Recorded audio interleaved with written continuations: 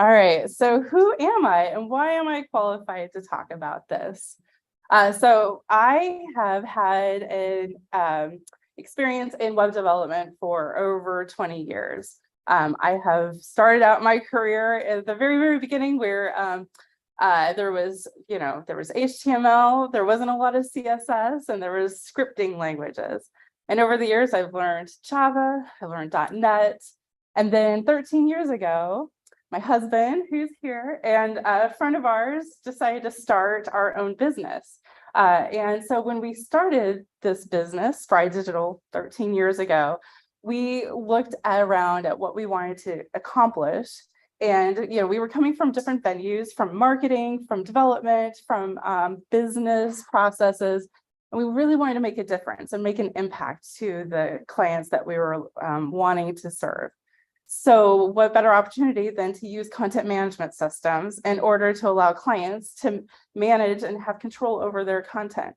So that's where I found Drupal. So I've been in the Drupal community using Drupal for almost all of those 13 years. My Drupal username started to exist over 12 years ago. So I've seen the evolution of Drupal over those past 13 years. And what I love as much as the aspects of Drupal, the technical abilities of Drupal, is I love the community. I think this is one of the most friendly, diverse, supportive communities I've ever come across. So I am thrilled to be part of it, both in our local environment when there was more activity prior to COVID in St. Louis, but also attending camps and DrupalCon as well. Let's see. So over the years at Spry, when we first started, we were all doing all of the things. So I was there building websites. And then as we grew, our roles expanded. So I've led teams building Drupal websites. I've architected systems using Drupal as a content source. I've managed a lot of developers. And now as Chief Purpose Officer at Spry, I oversee a lot of the aspects around supporting our employees, supporting our clients, and supporting the community. So one of those areas in particular is overseeing recruiting and hiring at Spry. So as in all of my roles at Spry, I have interviewed and hired a lot of people. So I'm sharing with you some of the things that I've seen, both in my career as I've been working on, getting hired myself, but also as my role in hiring developers for Spry.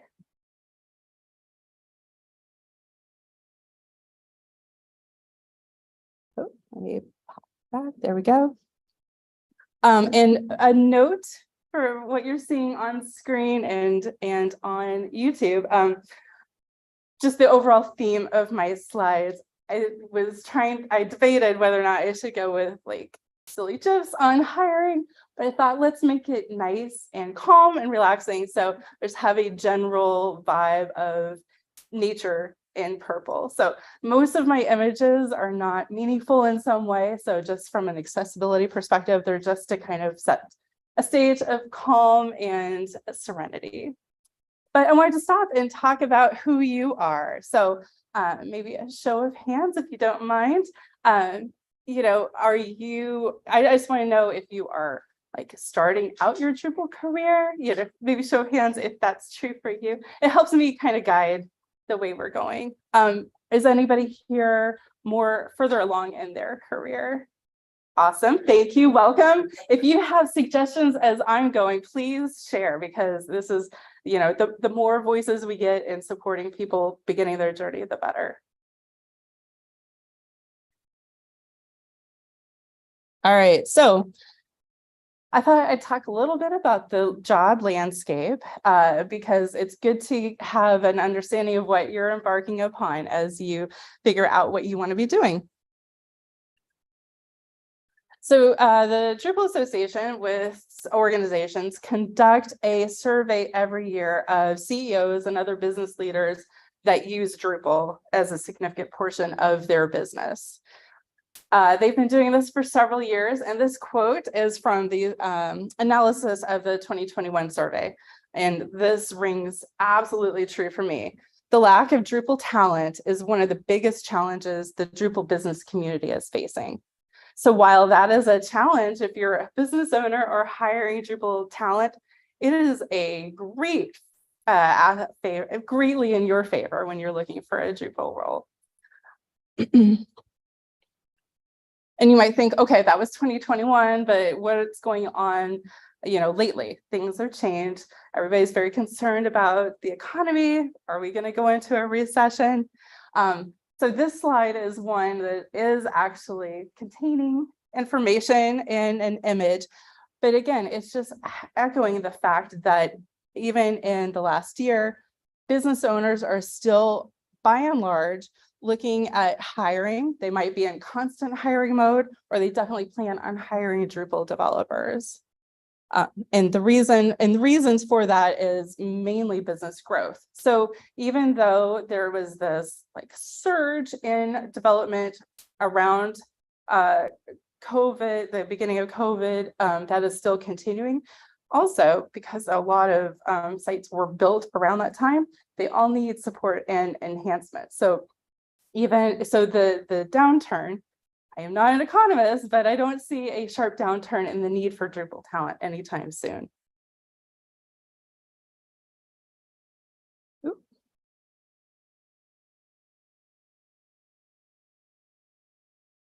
So knowing that the job market is in your favor, one of the next things to think about are what industries is Drupal popular in. So again, this list is from that survey, and these are the top 10 industries where Drupal is popular. Now, again, Drupal can be used anywhere, but this feels very accurate to me in terms of the job postings I see, in terms of the discussions I have with peers at other companies. And so, and also a lot of the needs of these particular industries align nicely with the benefits and attributes of Drupal. So charities and nonprofits, they go hand in hand with Drupal.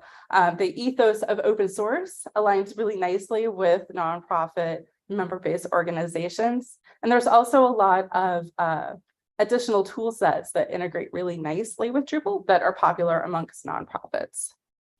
Education, and especially higher ed, are big users of Drupal. And again, it is that open source aspect that is popular for some universities. Security aspect is also popular, but universities in particular are a little more distributed in their decision-making process. So once somebody brings Drupal in, it can be pretty sticky because there is often not some entity dictating what the entire university should use. You might have it within a school, but so that is one reason I've seen that Drupal, once it's in a university, tends to stick. The next several are around industries where content promotion processes and management processes are really important. So media, healthcare, and IT might be around legal reviews of content before it's published. And then also security. Drupal is highly secure, and there's a lot of reasons for that, but it makes it really attractive to any industry that cares a lot about security online. So obviously banking and insurance falls into that, but government is also another reason why they value security highly, and Drupal is great at that. And the last one, consultancy. So I work for an agency, a digital agency, and we build websites and web applications for clients in these other industries. And a lot of the sponsors of here today are also similar to Sprite in that aspect. All right, so industries to look at. You might think about ways you could use Drupal as a career. You might have a pretty good idea of what you want to be doing, but even if you do, and especially if you've been looking for a job for a while, you might consider something that is adjacent to what you're looking for, at least to get your foot in the door. having knowledge of Drupal, especially in the configuration area, is really helpful for a huge number of careers, including project management, business analysis, quality analysis, product management. There are companies that build web apps on top of Drupal. And having a really good understanding and knowledge of Drupal makes you stand out from that aspect. System administration or DevOps engineering. Knowing how Drupal works from the inside makes you much better at hosting Drupal sites so that it's scalable and performant, especially for Drupal instances that are serving really high loads. The more you know about Drupal, the better, the more attractive you are as a candidate. And then finally, consulting. If you have this knowledge, it allows you to guide your clients in a way that if you just have general computer science understanding or of other CMSs, you will stand out from that respect.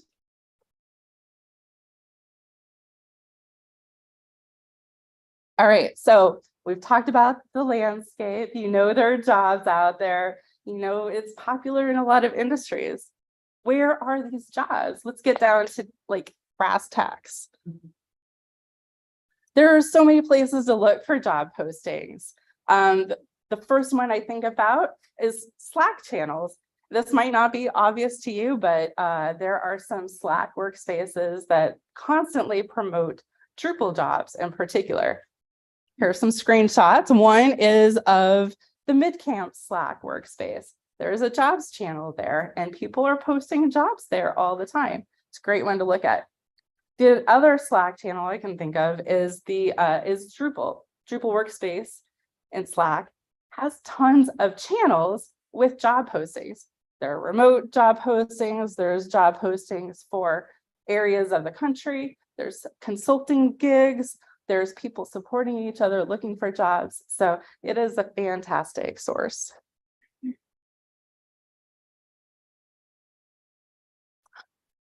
Websites, but in particular, Drupal-focused websites. The first screenshot is of Drupal.org, the jobs section of Drupal.org. This is a really great source because if you are a company and you're a member, a supporter of the Drupal Association, one of the benefits you get as a company are free job postings. So this is constantly showing fresh new jobs, and it's for companies that are supporters of the Drupal Association. So it's kind of a win-win for everybody, but it's a great place to look for jobs. And as you heard this morning, there's a jobs board on Midcamp's site. So again, if you were a sponsor of Midcamp, you get to post jobs there. So it's another good place to take a look at.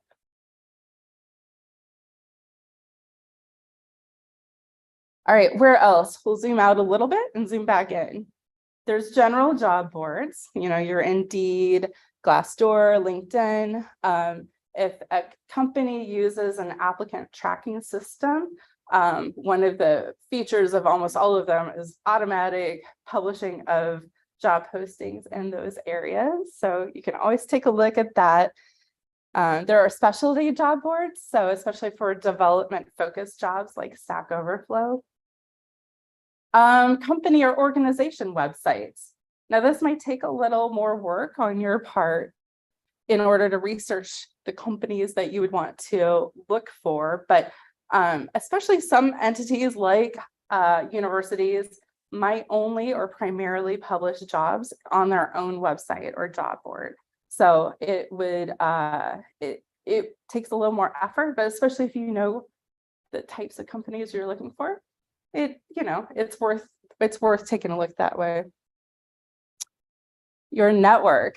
So this is the first time I'm going to talk about LinkedIn in depth, but LinkedIn is something that I'll continue talking about over the next few slides.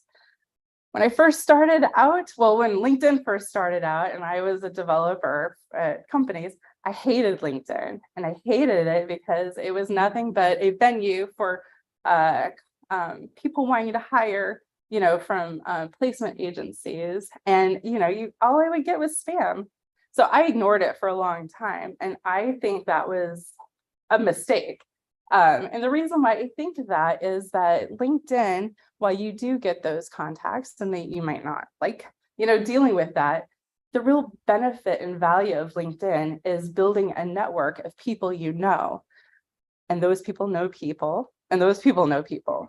So the value is in building those connections so that you can find out information about jobs that you might not otherwise understand or hear about. So my advice is to connect with everybody you know. Connect with people you went to high school with or college with.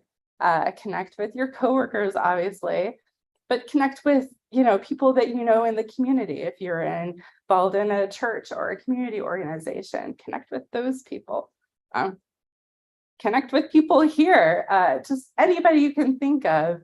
It is kind of a low-key way of expanding your network. And it's not that you're like talking to all of these people, but the more you expand your network, the more chances you have of finding out about opportunities with Drupal. Yes.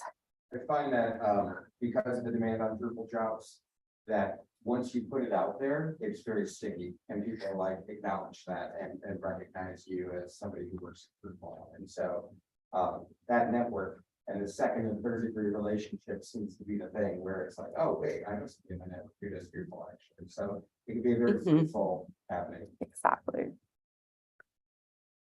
And my last point is meet friendly Drupal folks. You have a built-in way of doing that just by attending mid-camp, but that's not the only way. And again, it's another plug for the Drupal community.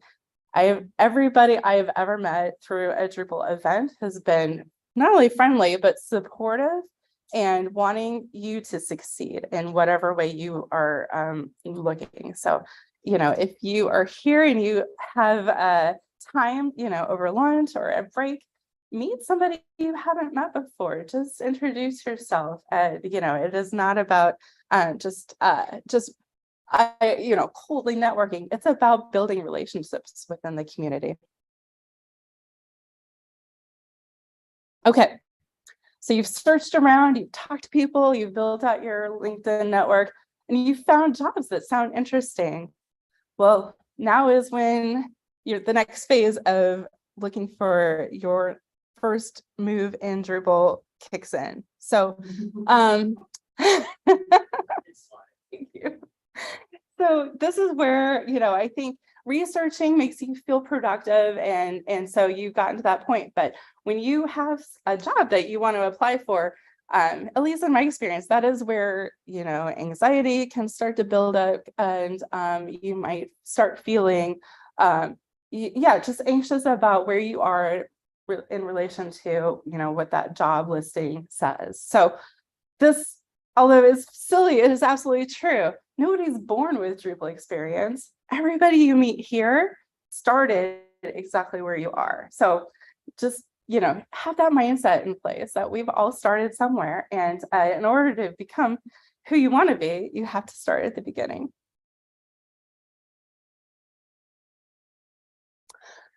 So the first thing you might notice when you look at job postings is that hardly anybody is advertising for a position with no experience. They're always going to say 1 to 3 years, 3 to 5 years, 5+ years. Don't let that stop you. As I see, especially, and this is true in studies I read, that especially people who are underrepresented in technology, people who identify as women, tend to read the job description and feel like if they don't meet 80 to 90% of the criteria listed, they shouldn't even bother to apply. And I'm telling you, as somebody who writes these job postings and interviews, ignore that.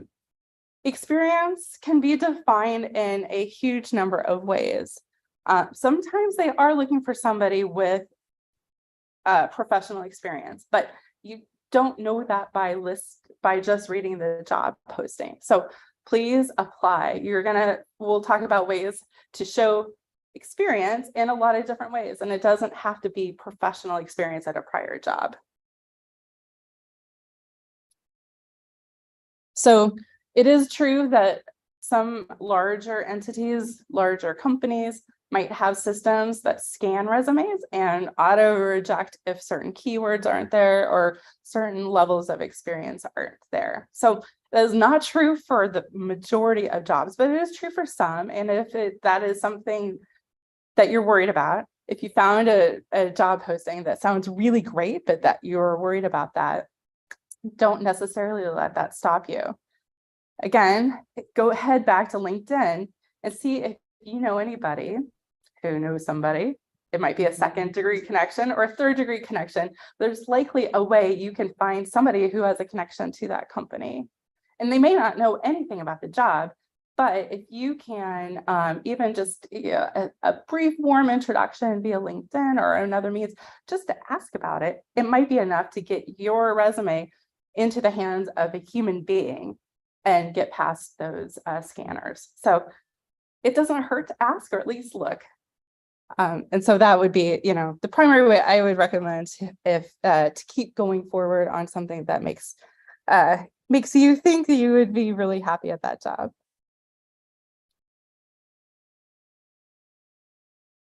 All right, so yes, you might not have any professional experience. What are you going to put on your resume? Number one, your Drupal.org profile.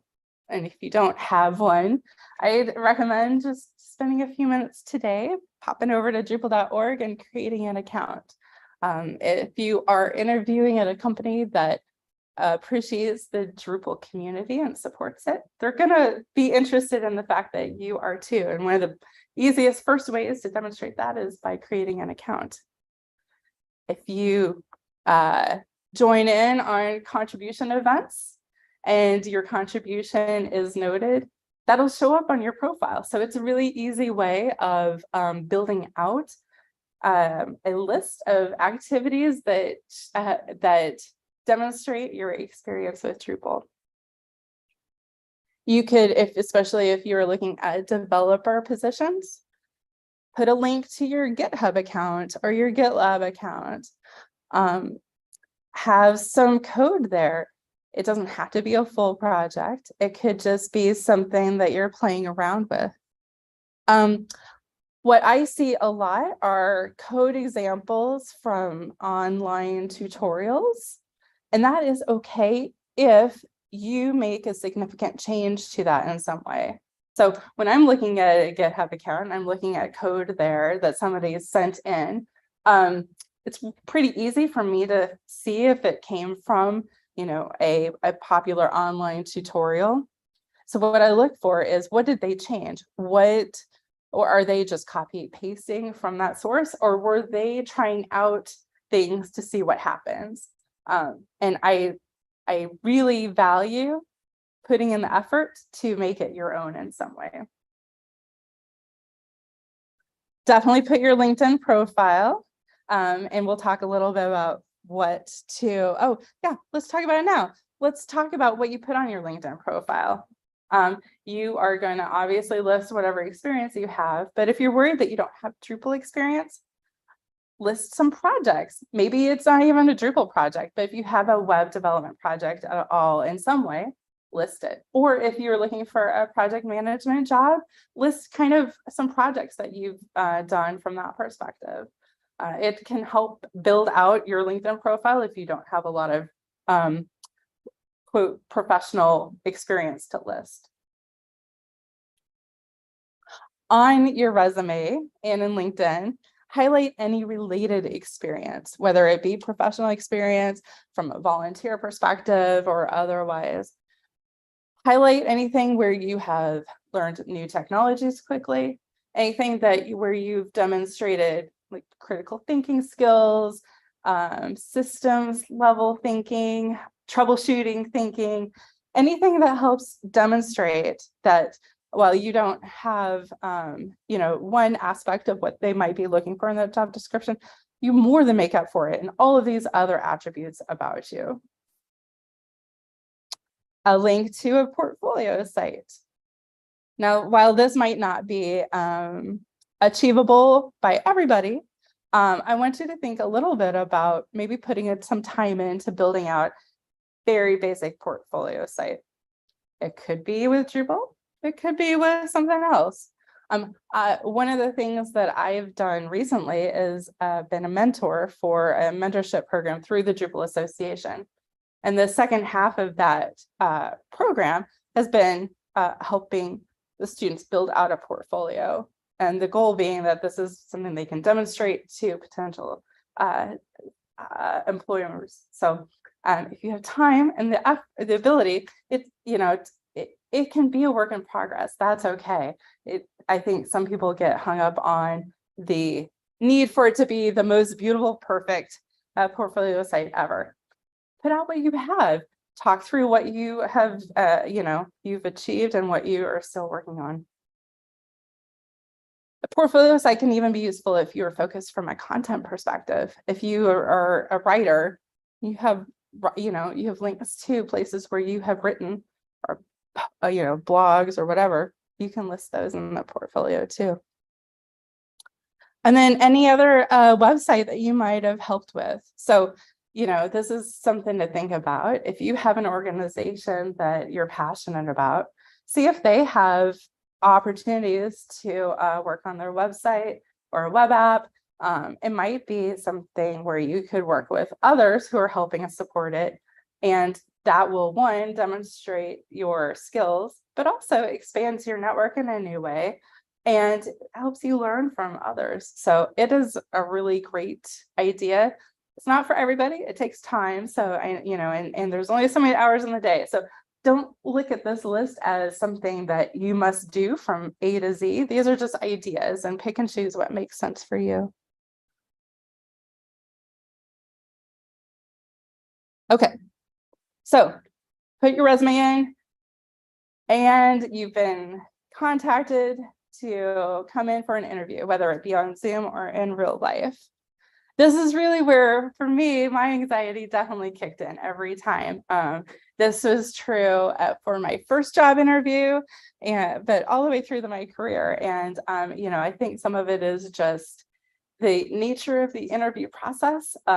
Some people excel at it. It always made me very nervous. So if this is true for you, I completely identify with it. But let's talk about how to work through it. First off, I want you to just think about the fact from a mindset perspective that somebody saw value in you at this point. They looked at your resume and your work and they're like, we think this person could be a really great fit. So that you keep that in mind when you're starting to feel a little anxiety about talking to somebody about a position where this is completely new for you. But there are actual steps I take and you can take to work through that anxiety in productive ways. So the first thing is research. Research the company that you're interviewing for so that you can prep questions to bring with you. And then also prep for answers about why you want to work for that company or you want that particular job. That research should include, the obvious things like, the company size and what they do and what you would be doing, but also take a look at does this company have a set of core values? Do they have a mission statement? What can you find out about the culture of that company? Because, it is very exciting to get an interview, but you want to make sure it's a good fit for you. And so you don't want to work for a company that you are opposed to ethically, or you feel like might be, asking way more of you than you want to give of yourself. So do some research. It'll help you understand if it's the right fit for you, but it also helps you prep for that interview and have questions to bring. So if you see core values, add that to your list of questions. Tell me a little bit about your core values and how that impacts what you do from a day-to-day perspective. I think that's a great interview question. And I get so excited when people ask me about that.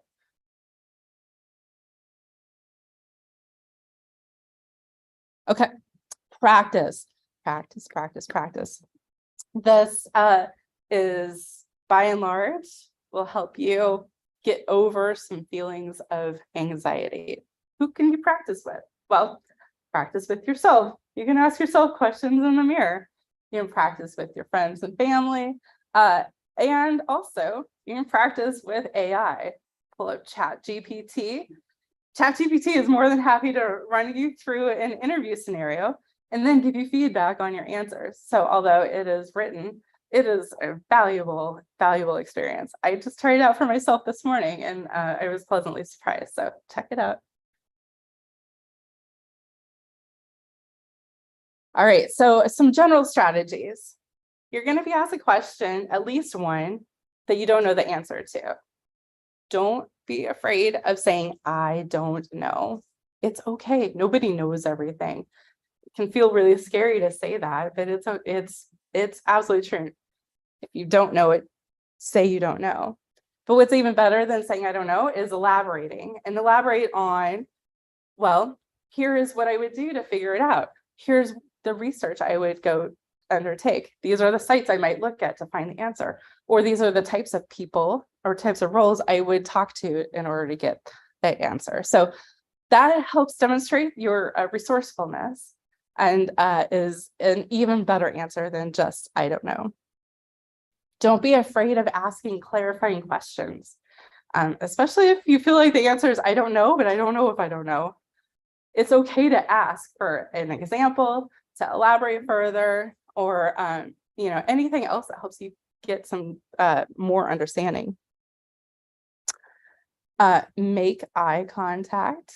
Now, if it's a virtual interview, that's not the easiest thing to do, but look up and do, engage in some way with your interviewer. Especially if it's virtual, it can be really hard to maintain that sense of communal conversation, but it's helpful and it helps you engage with your interviewer in a way that will help them think of you after the interview.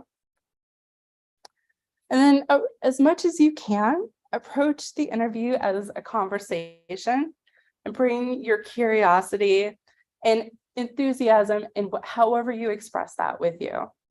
Now, I am an introvert and I am not necessarily one that would exude like extrovert enthusiasm. And I'm not asking you to do that either if that is not you. Be who you are, but demonstrate in the way that is true to you that you are excited to talk to this person, you're excited to learn more, and that you feel, and this is true, if you're feeling this in the conversation, that you would be an asset to this company. Yeah, so think about what that makes, how that applies to you, and then, even give yourself cues or sticky notes if it's a virtual interview, just to remind yourself once in a while that to bring yourself back into that mindset, because especially as you're going through questions, it's easy to lose track of that. So some cue that brings you back into that mindset once in a while. I think, and I think of all of those aspects, that last one is really what strikes me the most. I've interviewed a lot of people, and even for a given position, I might talk to a dozen people. So as I take great notes after each one, but no matter how well I take notes, it is hard to keep track of every conversation after you've gone through that many conversations. But what strikes me is when I'm having a real engaged conversation with somebody, that one will stick in my brain. And that is when I will talk to with the team and I will advocate for that person. So I'm not looking for somebody who knows the syntax of, how to create a custom module from scratch from memory. I don't care about that. I want to know that you're going to be able to figure out what you don't know, that you have the mindset and the thinking skills to succeed. And I want to know that you're gonna be engaging with your team and that you are reflective of some way of our company culture. So think about that. Think about the impression you want to make overall when you're in that interview. So those are some of my interview tips. And just to kind of wrap this up, put a bow on it. Remember, every career has a beginning, and you're just beginning that. And it's a very exciting. You'll look back at this point someday and you'll remember the highs and the lows. So enjoy it, even though it can feel intimidating. Research and expand your network. That's going to give you a leg up on finding jobs, a leg up on your interviews, and help you move faster through this process. And yes, and then don't get discouraged. You're going to go through a lot of interviews yourself, and not every place is going to be a good fit. So don't fall in love with one particular job. Keep looking, even if it's, I don't know if you've ever gone through this, but if you're hunting for an apartment or a house, it is not in your best interest to fall in love with one in particular. Keep looking. You're going to find one that's a good fit. And, and it's may not be the first one that you see, but it's okay. Just keep going and don't get discouraged. All right, I'm going to pause, move to my next slide.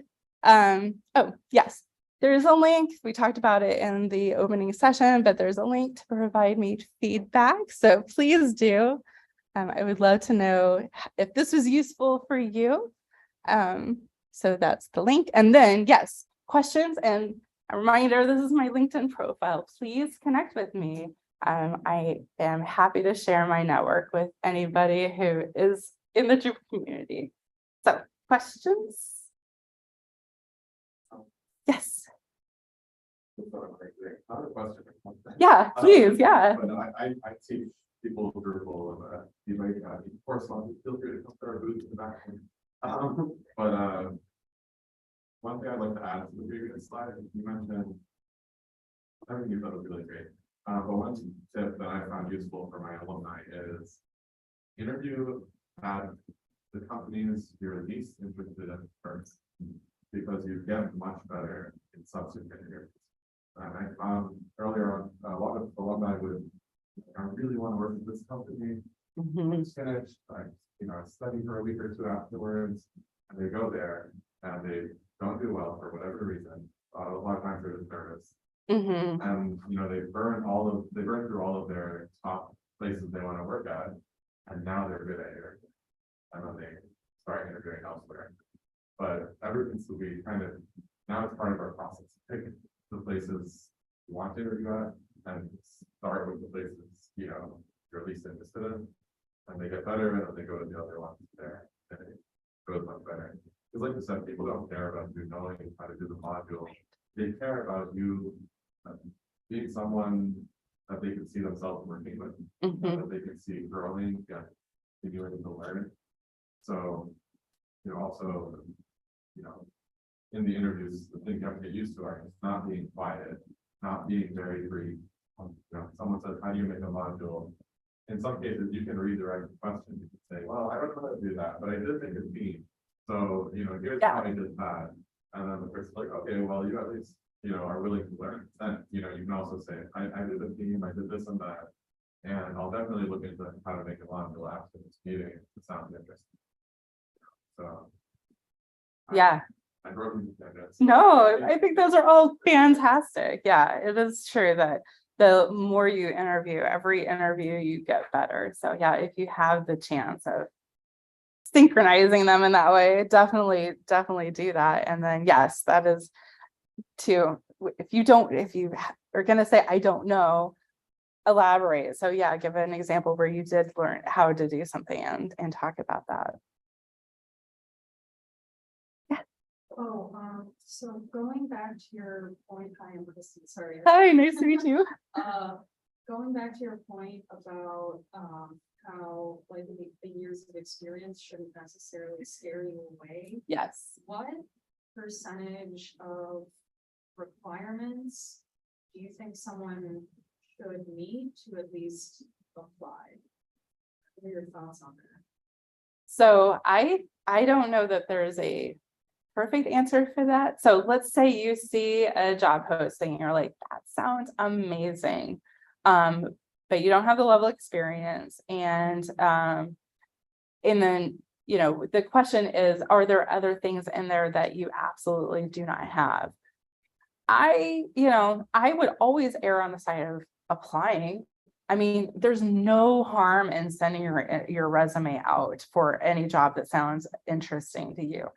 The worst they can do is, well, not respond to you or say you weren't, what they were looking for. But the reason why that's hard is that, depending on the company, whoever wrote that job posting might be completely removed from the process or even somewhat removed. So in a lot of cases, it's written by somebody who is, underwater. They need somebody. They're like, okay, this is everything I need. Da, da, da, da, da, da.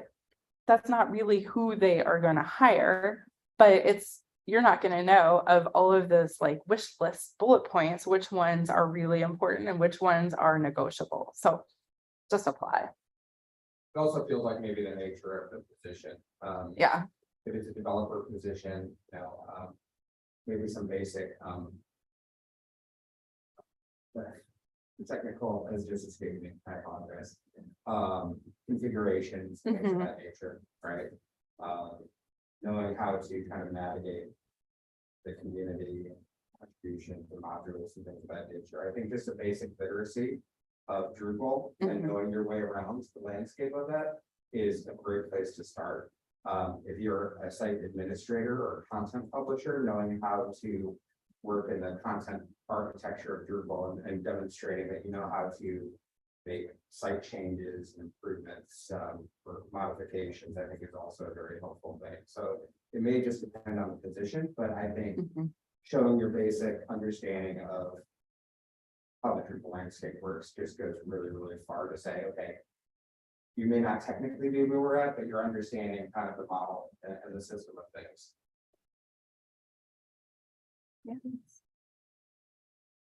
Anything out there in the internet? Nothing. Okay.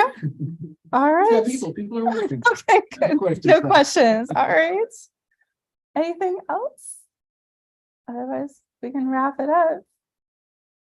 All right. Well, thank you. Thank you for your time. I appreciate it.